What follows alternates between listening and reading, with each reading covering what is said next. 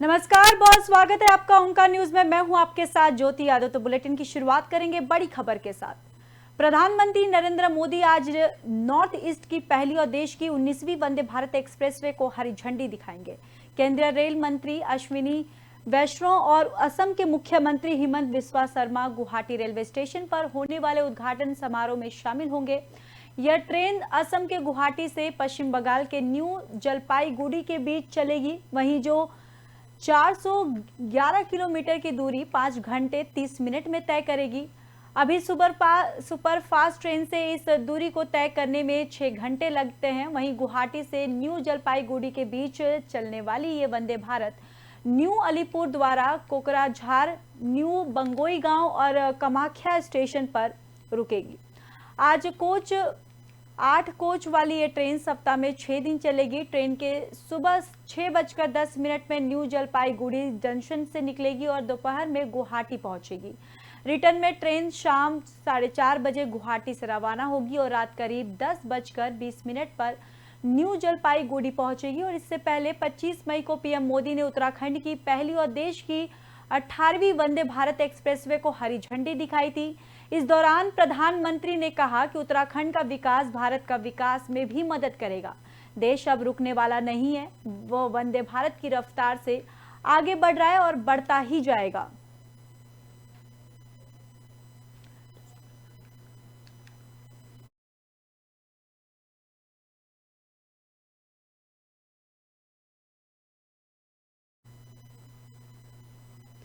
बढ़ते हैं अगली खबर की ओर। कश्मीर अलगाववादी नेता यासीन मलिक को फांसी की सजा की मांग वाली याचिका पर आज दिल्ली हाई कोर्ट में सुनवाई है। यासीन अभी उम्र कैद की सजा काट रहा है। एनआईए ने फांसी की मांग की है। वहीं 2022 में एनआईए कोर्ट में यूएपीए और देश के खिलाफ युद्ध छेड़ने के आरोप में यासीन को आजीवन कारावास की सजा सुनाई गई है और इस मामले में यासीन ने अपना गुनाह भी कबूल कर लिया है। आज सुबह 10:30 बजे जस्टिस सिद्धार्थ मृदुल और यशवंत सिंह की बेंच इस मामले की सुनवाई करेगी। कश्मीर के अलगाववादी नेता यासीन मलिक को एनआईए कोर्ट ने टेरर फंडिंग केस में उम्र कैद की सजा सुनाई थी। यासीन को कई धाराओं में सजा मिली है और 2 मामलों में उम्र कैद और अन्य मामलों में 10 साल सजा सुनाई गई है। सभी सजाएं साथ साथ चलेंगे। यासीन पर पाकिस्तान के समर्थन से कश्मीर में आतंकी हमलों के लिए फंडिंग और आतंकियों को हथियार मुहैया कराने से जुड़े कई केस भी दर्ज है। मलिक पर 25 जनवरी 1990 को श्रीनगर में वायुसेना के जवानों पर हमला करने का आरोप है और इस घटना में 40 लोग घायल हुए थे, जबकि 4 जवान शहीद हो गए थे। वहीं स्क्वाड्रन लीडर रवि खन्ना उनमें से एक थे। यह सभी एयरपोर्ट जाने के लिए गाड़ी का इंतजार कर रहे थे, तभी आतंकियों ने उन पर हमला कर दिया था और मलिक ने मीडिया को दिए इंटरव्यू में भी इस बात का जिक्र किया था। इसके साथ ही पाकिस्तानी आतंकियों के साथ संबंध रखने के आरोप भी हैं और साथ ही जम्मू कश्मीर के पूर्व सीएम मुफ्ती मोहम्मद सईद की बेटी रूबिया सईद के अपहरण के भी आरोप लगे हैं। 1990 में कश्मीर पंडितों की हत्या कर उन्हें घाटी छोड़ने पर मजबूर करने के भी आरोप लगे हैं और वही महत्वपूर्ण भूमिका भी इसकी रही है। दरअसल यासीन मलिक एक अलगाववादी नेता है और जम्मू कश्मीर लिबरेशन फ्रंट से जुड़ा हुआ है। वह कश्मीर की राजनीति में हमेशा से ही सक्रिय रहा। उस पर युवाओं को भड़काने और हाथों में बंदूक लेने के लिए प्रेरित करने का भी आरोप है। तो यासीन मलिक को फांसी वाली मांग पर आज सुनवाई होगी। एनआईए ने याचिका दायर की थी कि यासीन मलिक को फांसी की सजा मिले। वो अभी उम्र कैद की सजा काट रहा है। दरअसल आपको बताते चले कि यासीन मलिक पर कई संगीन मामलों में धाराएं उस पर लगी हुई हैं और वो अभी उम्र कैद की सजा सुनाई गई है। वहीं 10 साल सजा सुनाई गई है उसको और सभी सजाएं साथ साथ चलेंगी। और यासीन पर पाकिस्तान के समर्थन से कश्मीर में आतंकी हमलों के लिए फंडिंग और आतंकियों को हथियार मुहैया कराने से जुड़े कई केस दर्ज थे। मलिक पर 25 जनवरी 1990 को श्रीनगर में वायुसेना के जवानों पर हमला करने का भी आरोप है। और साथ ही साथ आपको बताते चले कि एयरपोर्ट जाने के लिए गाड़ी का इंतजार कर रहे थे वायुसेना के जवान और तभी आतंकियों ने उन पर हमला कर दिया था। वहीं मलिक ने मीडिया को दिए इंटरव्यू में भी इस बात का जिक्र किया था और इसके साथ ही पाकिस्तानी आतंकियों के साथ संबंध रखने के आरोप भी हैं। और साथ ही जम्मू कश्मीर के पूर्व सीएम मुफ्ती मोहम्मद सईद की बेटी रूबिया सईद के अपहरण के भी आरोप लगे हैं। 1990 में कश्मीरी पंडितों की हत्या कर उन्हें घाटी छोड़ने पर मजबूर करने के भी यासीन पर महत्वपूर्ण भूमिका रही है। दरअसल यासीन मलिक एक अलगाववादी नेता है और जम्मू कश्मीर लिबरेशन फ्रंट से जुड़ा है और वो कश्मीर की राजनीति में हमेशा से ही सक्रिय रहा और उस पर युवाओं को भड़काने और हाथों में बंदूक लेने के लिए भी प्रेरित करने के आरोप लगे हैं।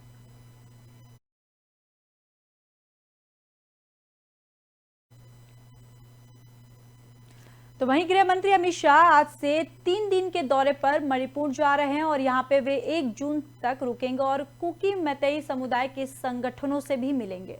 केंद्रीय गृह राज्य मंत्री नित्यानंद राय गुरुवार से और सेना प्रमुख जनरल मनोज पांडे शनिवार से संकटग्रस्त मणिपुर का दौरा कर रहे हैं। राज्य में कानून व्यवस्था की बिगड़ती स्थिति को देखते हुए केंद्र सरकार ने यहां सेना और अर्धसैनिक बलों को लगाया है। इसके अलावा राज्य में 31 मई तक इंटरनेट पर बैन लगा दिया गया है और कई जिलों में तो कर्फ्यू भी जारी है।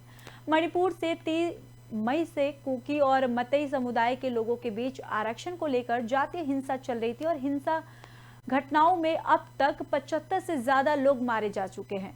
इसके अलावा सैकड़ों घरों को उपद्रवियों ने आग के हवाले कर दिया। वहीं 40,000 से ज्यादा लोग पलायन कर चुके हैं। मणिपुर पुलिस ने शनिवार को राज्य में तैनात रैपिड एक्शन फोर्स के 3 जवानों को गिरफ्तार किया। जवानों पर इम्फाल के न्यू चेकॉन इलाके में एक मीट की दुकान में आग लगाने का प्रयास करने का आरोप है। गृह मंत्रालय ने बताया कि आरएफ के सोमदय आर्य, कुलदीप सिंह और प्रदीप कुमार को तत्काल प्रभाव से निलंबित कर दिया गया है और वहीं मामले की जांच भी की जा रही है। पुलिस के मुताबिक 3 शुक्रवार रात साड़े कपड़े पहनकर एक कार में बैठकर इलाके में आए थे। उन्होंने एक नागा आदिवासी बिजनेसमैन की मीट की दुकान में आग लगाने की कोशिश की थी। वहीं स्थानीय लोगों के विरोध करने पर वे वहां से भाग गए थे और घटना को लेकर हुए पूरे हंगामे का सीसीटीवी फुटेज भी पुलिस के पास है, जिसकी मदद से परमपत पुलिस ने तीनों जवानों को गिरफ्तार कर लिया। और हाल ही में मणिपुर हाईकोर्ट ने मतई समुदाय के अनुसूचित जनजाति का दर्जा देने का आदेश दिया था। हाईकोर्ट के इस फैसले को सुप्रीम कोर्ट में चुनौती दी गई है।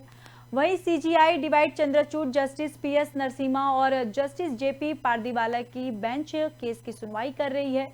बेंच ने कहा कि वह हाईकोर्ट में पेंडिंग रिजर्वेशन के मुद्दे में नहीं जाएंगे। कानून व्यवस्था राज्य सरकार का विषय है। कोर्ट में मामले राज्य सरकार से स्ट्रेट रिपोर्ट मांगेगी। कोर्ट ने पूछा कि हिंसा के बाद क्या सुरक्षा मुहैया कराई गई थी, क्या रिलीफ दिया गया और पुनर्वास के बारे में और भी बताइए, जिस पर छुट्टियों के बाद ये सुनवाई होगी।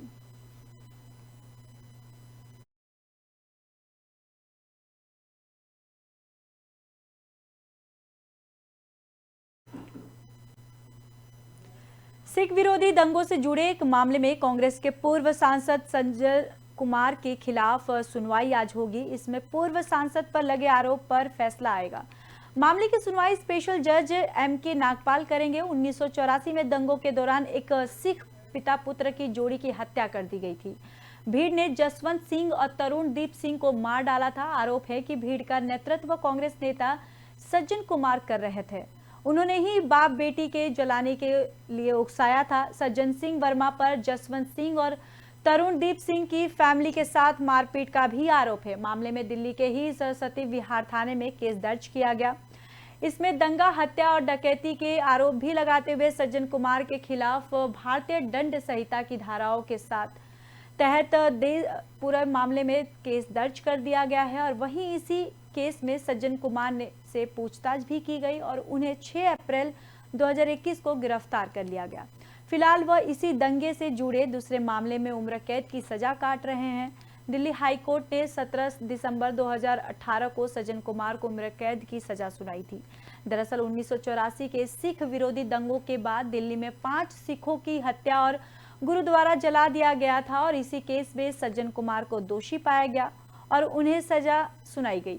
आपको बताते चले कि मामला सिख विरोधी दंगा से जुड़ा है, जब 1984 में तत्कालीन प्रधानमंत्री इंदिरा गांधी की हत्या के बाद भड़का था। इंदिरा गांधी ने पंजाब में सिख आतंकवाद को दबाने के लिए सिखों के पवित्र धार्मिक स्थल स्वर्ण मंदिर परिसर में ऑपरेशन ब्लू स्टार चलवाया था, जिसमें आतंकी भिंडरावाला सहित कई लोगों की मौत हो गई थी। सिख इस घटना से नाराज थे और इसके कुछ दिन बाद ही इंदिरा गांधी की उनके ही सिख आरक्षकों ने गोली मारकर उनकी हत्या कर दी। इसके बाद से ही देश भर में सिख विरोधी दंगे शुरू हो गए और जिसका सबसे ज्यादा असर दिल्ली और पंजाब में देखा गया। दंगों के दौरान करीब 3,500 लोगों की मौत हुई थी।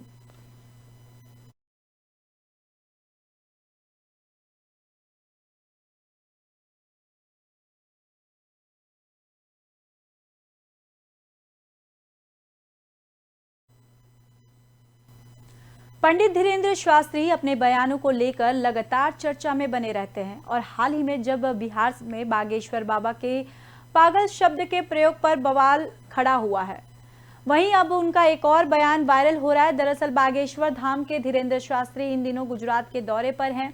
इस दौरान उन्होंने सूरत में हिंदू राष्ट्र को लेकर बड़ा बयान दिया है। वहीं गुजरात के लोगों को पागल कहकर संबोधन किया था, लेकिन कई दिन बीतने के बाद भी पंडित धीरेन्द्र शास्त्री के इस बयान पर सोशल मीडिया में घमासान जारी है। वीडियो में शास्त्री को कहते हुए सुना जा सकता है कि गुजरात के पागलों कैसे हो। उन्होंने आगे कहा कि एक बात आप जिंदगी में याद रखना कि हम लोग ना धन लेने आए हैं और ना ही सामान लेने आए हैं।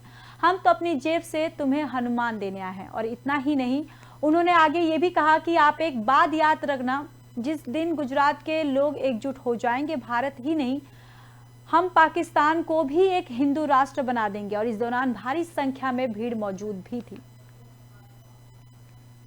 तो बताते चले कि गुजरात दौरे पर हैं बाबा बागेश्वर धाम और लगातार अपने बयानबाजी को लेकर वो सुर्खियों में बने रहते हैं। और इस दौरान आपको बताते चले कि सूरत गए हैं, जहां पर उन्होंने गुजरात के लोगों को पागल कह के, पागल का शब्द प्रयोग करके उन्होंने संबोधन किया, जिसको लेकर बवाल खड़ा हो गया है। और वहीं अब उनका ये बयान काफी वायरल हो रहा है। दरअसल बागेश्वर धाम के धीरेन्द्र शास्त्री इन दिनों गुजरात के दौरे पर हैं और इस दौरान उन्होंने सूरत में हिंदू राष्ट्र को लेकर बड़ा बयान दिया। वहीं गुजरात के लोगों को पागल कहकर संबोधन किया था, लेकिन कई दिन बीतने के बाद भी पंडित धीरेन्द्र शास्त्री के इस बयान पर सोशल मीडिया में घमासान जारी है। वीडियो में शास्त्री को कहते हुए सुना जा सकता है कि गुजरात के पागलों कैसे हो। उन्होंने आगे ये भी कहा कि एक बात आप जिंदगी में याद रखना कि हम लोग ना धन लेने आए हैं और ना ही सामान लेने आए हैं। हम तो अपनी जेब से तुम्हें हनुमान देने आए हैं। और इतना ही नहीं, उन्होंने आगे ये भी कहा कि आप एक बात याद रखना, जिस दिन गुजरात के लोग एकजुट हो जाएंगे, भारत ही नहीं हम पाकिस्तान को भी एक हिंदू राष्ट्र बना देंगे। और इस दौरान भारी संख्या में भीड़ मौजूद थी।